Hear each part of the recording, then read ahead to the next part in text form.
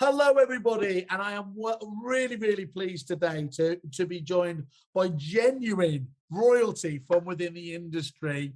I can see you smiling already, but you definitely deserve that. Lucy Morton of Jones Lang LaSalle, formerly WA Ellis. I just wanted to say thank you very much for joining me here today. We obviously have worked with each other over the years. This is the Success Leaves Clues series of interviews where we're talking to the great and the good and the people that I've, as I said, been lucky enough to meet over the years. And I wanted to just glean from you, if that's okay, Lucy, some of the key learnings you've made from the years here. Yeah, no, absolutely. Well, it's a pleasure to see you as always, Simon. So thank you for... I'm not sure everyone who was at the awards the other day would say that, but... So thank you for inviting me to chat with you today. No worries at all. So could you just give us a background how it all started? What was the start for you? It all started in 1983. So I can genuinely say that I have seen all the different market conditions, particularly, with what on the letting side, what we've been going through recently.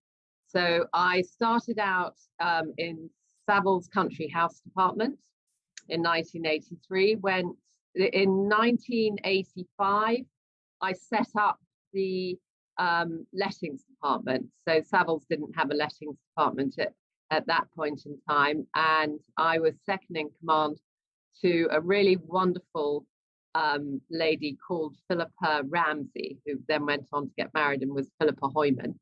So she was my mentor. She taught me everything that I learned in lettings, and I was there until from 1985 to 1990, and we got it to a market leading lettings department then. I was then approached by the partners at WA Ellis, Michael Duncan and Mark Mackenzie Charrington, to set up a lettings department for WA Ellis. And actually, I'm always one for a challenge. And I thought I knew perhaps the areas where we could have improved at Savills had we, if we were setting up again. And so I thought I'd take my knowledge and set up WA Ellis, and had fantastic years there with a great team of people. And you had a fantastic team, didn't you? Yeah, absolutely. I always really enjoyed going in there. Yeah, I mean, I had some really long-standing colleagues, and we were a family. We really were, and we all worked extremely hard to really get the whole of WA Ellis to where it was when we merged with JLL. So I had 6 partners then when we merged. James Wilson ran valuations, and Dan Wiggin, Richard Barber, Tim DeForge and Simon Godson were partners on the sales side.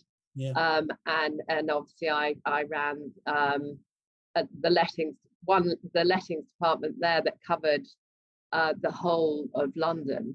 I was also very involved in Arla. Yep.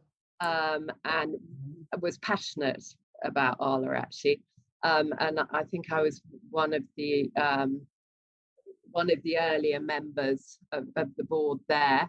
And I was president in 2009, 2008, 2009, with the wonderful Robert Jordan.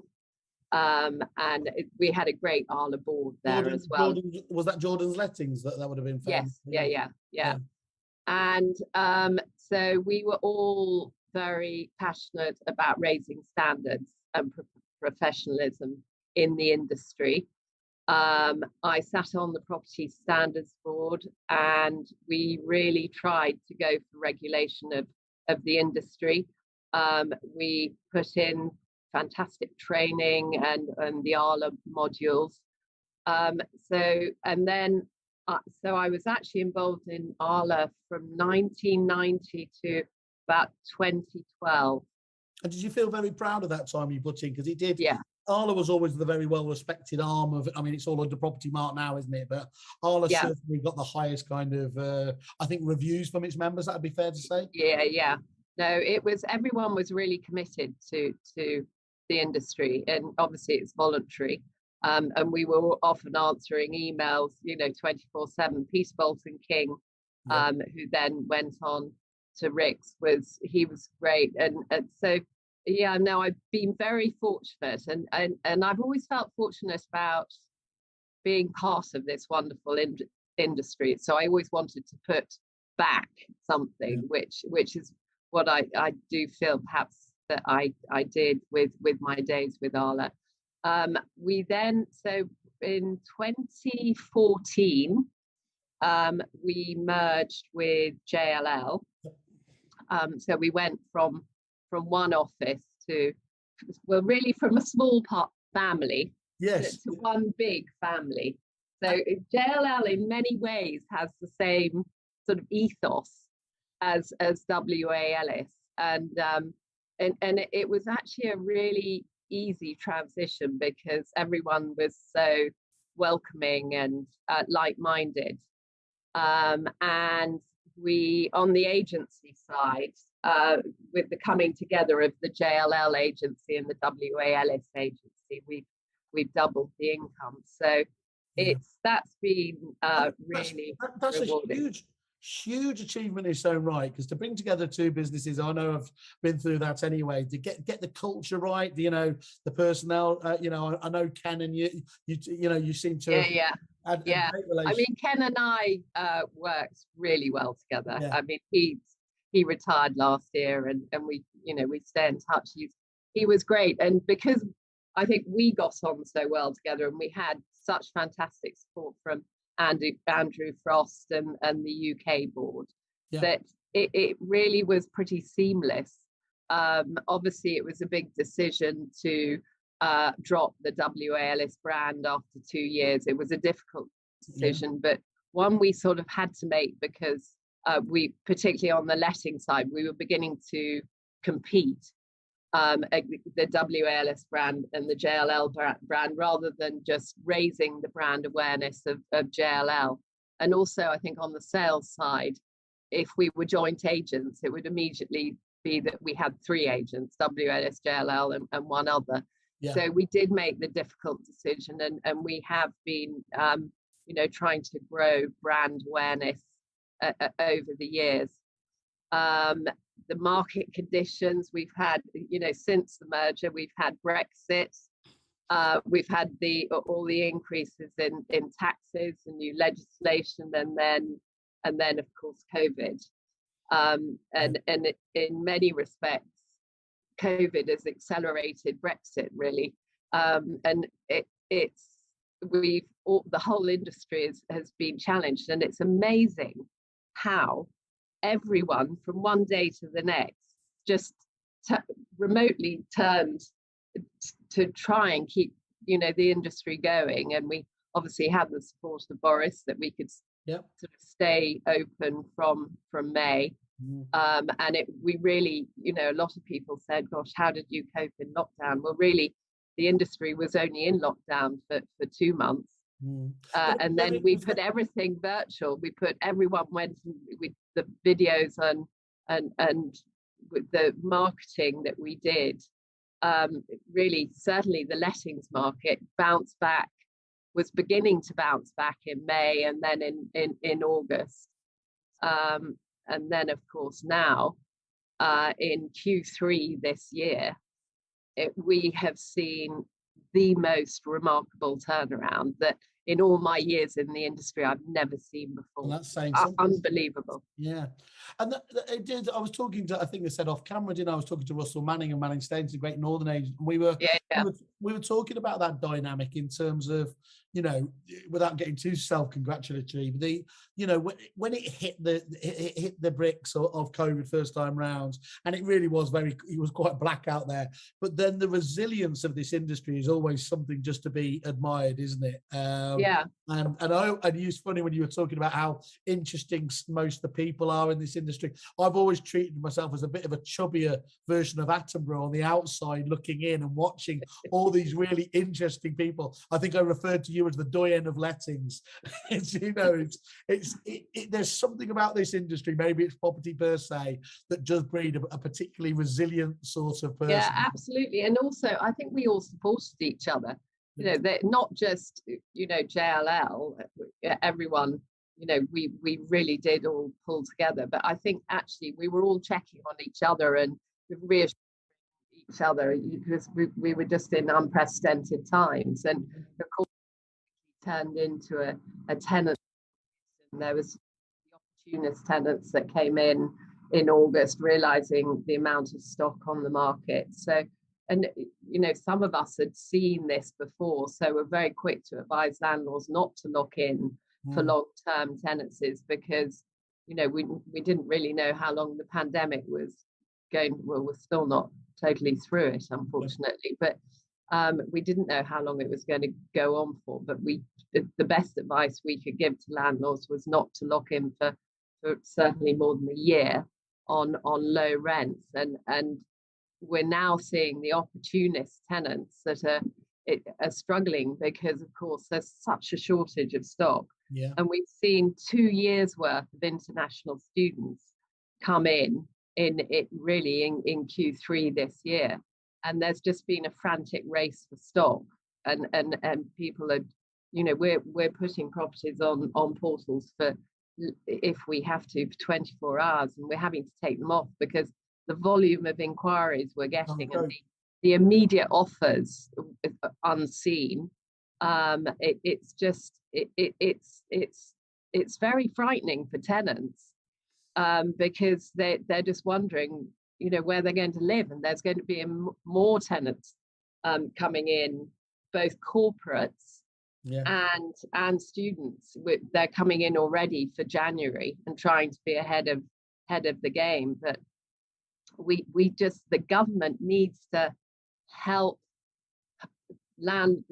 future landlords invest. We need more landlords.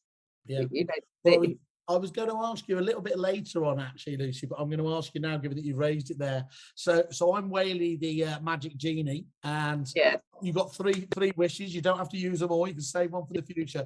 But what would you do as an individual with those wishes to improve the industry overnight? To improve the industry overnight, we do need to bring in regulation of agents. I think it has improved, but we need to see regulation of agents. It needs to be an even playing field, and I think it will help agents in the future. I think companies, certainly JLL, were very good at putting people through training. But it will really make sure that all companies help new people coming into the industry. There is a shortage of good talent, and we need to bring talented people into the industry and make them proud to work in the industry as well. But isn't it interesting though that there's never any real argument from that within the industry itself, is it? Most people overwhelmingly do want some level, don't they, to bring that professionalism into play? Yeah, absolutely, and it's just taking far too long for the government to do it. I mean, we're all hoping that Roper will come in. It's meant to be next year, but hopefully agents are preparing for that. So that would be one of my wishes. My second wish would be that the government actually incentivize investors and buy to let landlords back into the market. There's such a crisis, and the government need to sit up and listen and encourage investment. I mean, the build to rent sector has really helped. And it's amazing to see how quickly after the COVID, the worst part of COVID, hopefully, that the stabilization of the build to rent schemes, they're all generally now up to sort of 97, 98% occupied. So that would certainly be my second wish. I'll keep my third, and I'll just store it for just while we're continuing. That's fine. If you come to one down the line, you just jump in with it. So let's just roll it back again there. Did you say it was Philippa that was your mentor? Yes, Philippa Ramsey. Okay. Who's now Philippa Hoyman. Okay, good stuff. So how do you think you've changed over the years from those early days in terms of what stayed consistent in terms of the way that you deal with matters, that you manage, and what has changed over the years?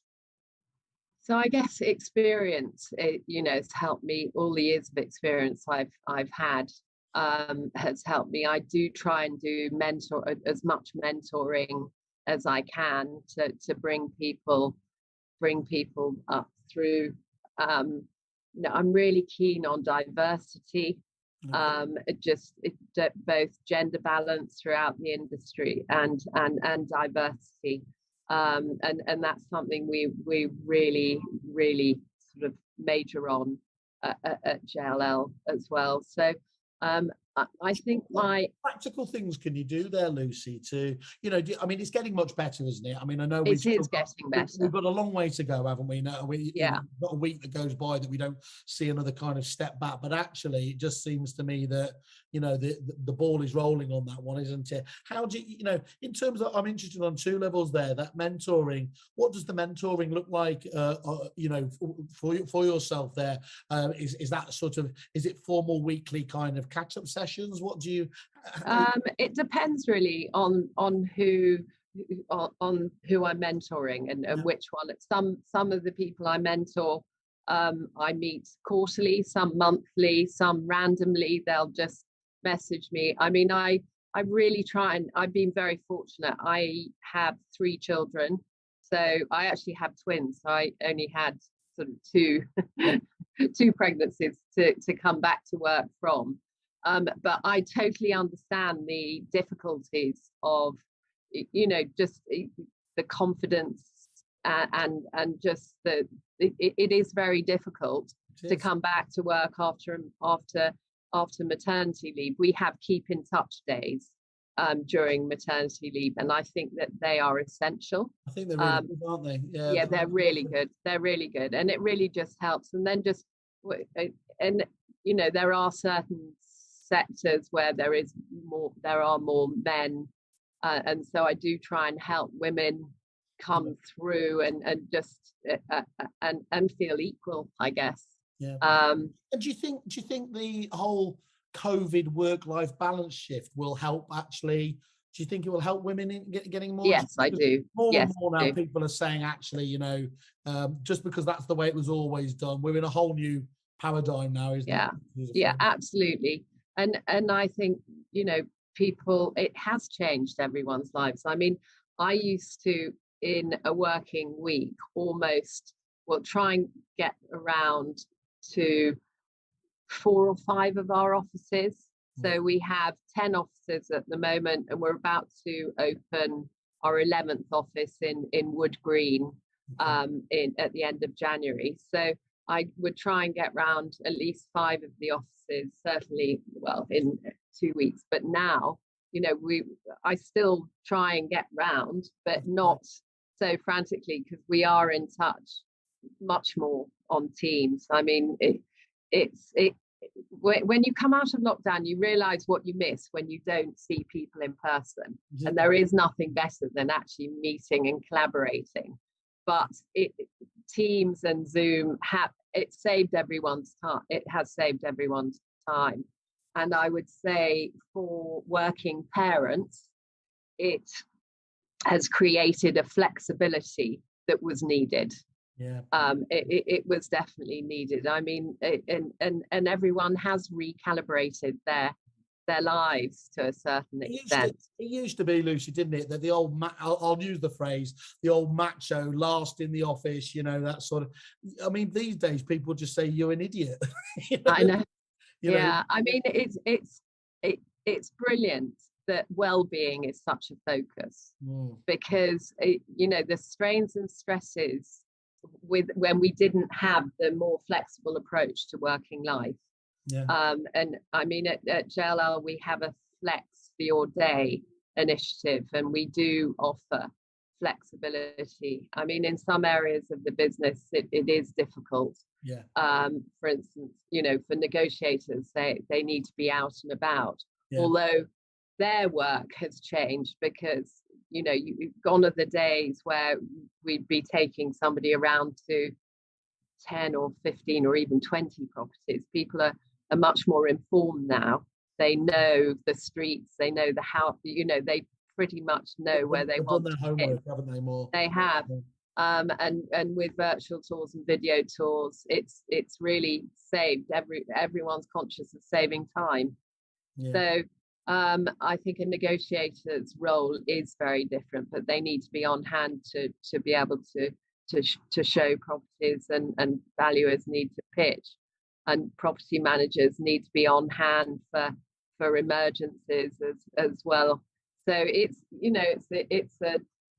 a demanding business, and everyone wants to achieve. Everyone wants to do that sale or win that pitch, or do that letting. So there is still an urgency, but I think that it's not as stressful as perhaps it used to be, because there's not the racing around element.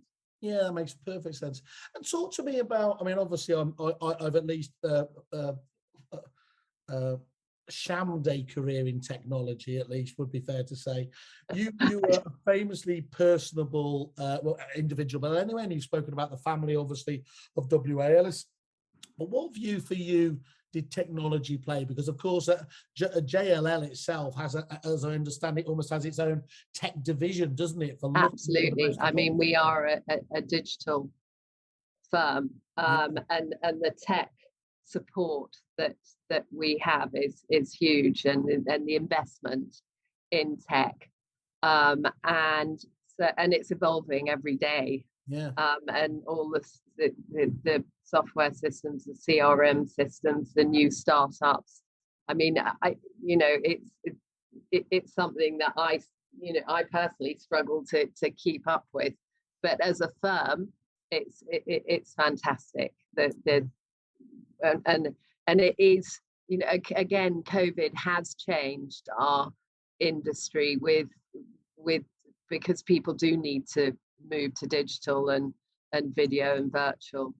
So there's that overused phrase, isn't it, that they use digital transformation, but much easier when you've got actual people there watching this on a day-to-day basis, rather than when you were kind of dragged to it because of the COVID side. And well, how do we do this now? You already got like guys who are looking at, not just a year hence, but many years hence, aren't they? Keeping an eye on things, I'd imagine, like blockchain and everything else that's going to. Unbelievable. And it's all moving fast. It really is. I mean, the change over the years that I've seen, and that there are a few of us that are around that are really, it is unbelievable, the change in the industry over the years that I've been fortunate enough to work in it. Absolutely. So talking about, I mean, obviously we I used to cheer you on many times as you went to pick up gong after gong, trophy after trophy. Was it those mini moments, or what's been your personal biggest achievement to date? I think my personal and biggest achievement is that I've been fortunate enough to have a work and life family balance. You felt you got that right. You managed to keep that. I've managed to have that balance, and I've really met the best people through, and I love property, so I've been very lucky to work in an industry that I enjoy working in. So I would say that I've been very fortunate. I mean, I'm a very hard worker. So, through the through the years, I you know, I think my poor husband has had to put up with quite a lot of, you know, times, but certainly pre-COVID, when I was really, really putting in the hours, and there are times at the weekends where, you know, and he, you know, he's very supportive. But so I would say, I think that has been, I'm very fortunate to have that, and I'm very fortunate to have had the balance of working for an independent with WA Ellis and running that with fantastic people, and then moving on to such a fantastic corporate that is, and so I've seen both the independent the best and of both worlds, haven't you? I have seen the best of both worlds. And you know, I think it would have been a real struggle for us at WA Ellis, with certainly through Brexit and COVID, without the fantastic support that we've had from our colleagues around us here. I find it really interesting that, you know, you can have, obviously, from that single, but it sounds ridiculous to call you guys at WA Ellis a single office, because it was such a powerhouse of a business, but it was a family there. But also that, you know, looking at a corporate like JLL, this international top eight global property firm, can still espouse that same kind of, you know, that sort of ethos around caring around each other. It absolutely does. I mean, the well-being initiatives, I mean, we would have Wellbeing Wednesday, 1 o'clock to 2 o'clock. Anyone could come in and chat via Teams. There's I mean, all sorts of wellbeing support, all sorts of training that you can tap into, and you know, that I truly believe I'm very fortunate, along with my other colleagues that have come from WA Ellis into JLL, that we've seen both sides of the independent and the corporate world. Wonderful. I asked the positive one, so we've got to go for the glass half empty question now. What can you think of you know, your biggest mistake? Is it something you'd have to kill me if you told me, or do you treat each of those as, like, you know, when you have made them as learning? I mean, everyone makes mistakes. What's my biggest mistake? I don't know. I mean, I was sad to leave Arla when I did, but I needed to, because something had to give. I wouldn't say it was a mistake, because I couldn't. I was senior partner at the time at WA Ellis, and you know, our market share was growing and growing, and something had to give. But you've only got so many hours in the day, and it's one of those sliding doors moments, isn't it? Really, it is. So I guess, you know, and I enjoyed actually really trying to really help the industry and really sort of, and also actually knock on the door of government to try and you know, get change in regulation and tax help to landlords. So I sort of felt that I think I was making a difference there. But now, hopefully, I'm, you know, making a difference with the people that are coming up, you know, and my successors, and not just at JLL, but within the industry. So it's not a mistake, but I just don't have the time now. Yeah, I get that. Okay. So I still haven't answered your third point, or really. Oh, have you what's that, have 30 hours in the day or something like that? What's you've always come across, you know, incredibly well and you know, very calm, but is there one surefire thing that can make you lose it? What do your colleagues know not to do around you that's going to get you irate? I think lack of communicate. If somebody doesn't communicate to a client or a applicant, and they've said they're going to. Yeah, it's all about communication. Our industry, and problems always arise if somebody hasn't done what they've If you said they haven't, were going even to if do, you or haven't had a dealt with, conversation. or dealt with a problem. So I think I am a demanding person. I absolutely accept that, and I'm probably a perfectionist. And well, I am a perfectionist, so I think that. But I'm really fortunate, because I think everyone around me, the leadership team in JLL and our agency leadership team, we all know what makes us all tick and how each other works, and I think that I would say that if there's a lack of communication, they know that I will be angry. Moving on, And what sort of, how would you describe yourself as a boss or a manager of people? Is it, do you come from a slightly more dictatorial, even if it's benign dictatorship? Do you engage with you engage with your teams? I definitely engage with them. Okay. I don't think I'm dictatorial. I always say that my door's always open, 24/7.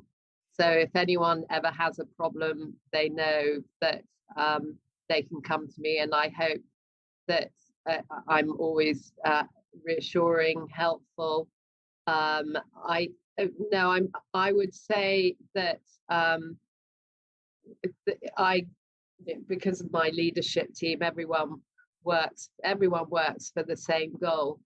I think I would hope that they would find me somebody that communicates. Okay, that's good. And what do you, the flip side, what do you look for when you're looking to bring people into the business? Is what are there critical characteristics? That's an interesting question, actually, because I mean we're on a growth plan at the moment, so we're opening more offices and we're employing more people, and I'm doing quite a lot of interviewing at the moment. I guess it's communication, how people communicate with me in person. I always look on their CV at their interests, almost ahead of their qualifications. That's really interesting. Now that is okay. Yeah. No, I always look. What would you look on? So tell me. So you. I always think if somebody is a good sports person, has been a team player in football, tennis, whatever. That will come across. Yeah, and so I think that they're motivated and they want to achieve. And I always think, if I guess I think it's good if people look after themselves and they go to the gym. They play. It's all right, Lucy. Stop talking about why my. You look fine. You look fine, Simon. You look fine. And then I do actually like to know, obviously, about their experiences before, and I always ask people what they know about us, whether they've done their homework about JLL, whether they've looked at our website. If people say, no, I don't really know much about you, I sort of think, well, it would have been, you should have done your homework before coming to meet us. I think people should be aware of it, certainly if they're in the industry, of their revenue that they bring in, their targets, their expected, what their sort of average fee is, the average rent. They should know their numbers, particularly if they're coming into the lettings industry. Yeah. So and actually and I always try and ensure that we have, as I said earlier, a good balance of gender and diversity throughout agency. But generally, I mean, we're very fortunate. We've got a great team. That's brilliant. I'll leave you with this one because I know it's very late. So who are the people from within the industry that you kind of respect, either of yesteryear or around at the moment?